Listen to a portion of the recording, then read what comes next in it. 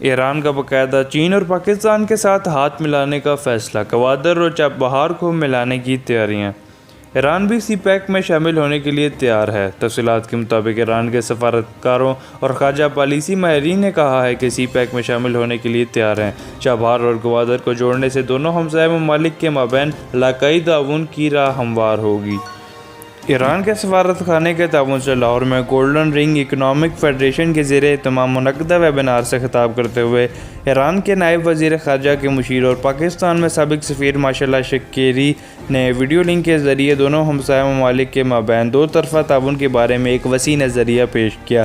Webinar سے Hasnain Raza Mirza, lieutenant general retired Sikandar Afzal, Arif Kamal, سابق پاکستانی سفیر ثناء اللہ نے بھی خطاب کیا۔ چین پاکستان اقتصادی راہداری سی پیک کی تکمیل سے سنکیانگ میں ترقی اور خوشحالی کے ایک نئے دور کا آغاز ہوگا۔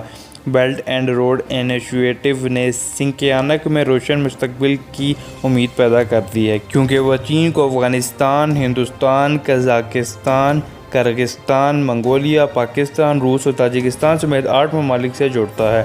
ان خیالات کا اظہار Pak China centre for trade shop Islamabad کے تعاون سے چین کی حکومت کے مؤثر پالیسی کی وجہ سے سنکیانگ میں معاشی ترقی کو اجاگر کرنے کے لیے منعقد ہونے والے ویبینار میں شریک شرکاء نے کیا۔ اس ویبینار میں امریکہ، فرانس، نیوزی لینڈ اور چین سے بھی ماہرین نے شرکت کی۔ پاکستان کے سابق سفیر و کالم نگار جاوید حفیظ نے سنکیانگ میں معاشی نمو کو فروغ دینے کے لیے چینی پالیسی کی کامیابی پر روشنی ڈالتے ہوئے کہا کہ چین کا مغربی صوبہ سنکیانگ صحراؤں اور پہاڑوں پر مشتمل وسیع و عریض خطہ ہے جو قدرتی وسائل سے مالا مال ہے۔ سنکیانگ آج چین کی تیزی سے آگے بڑھنے والے علاقوں میں سے ایک ہے، جہاں توانائی کے شعبے میں بھی ترقی ہو رہی ہے۔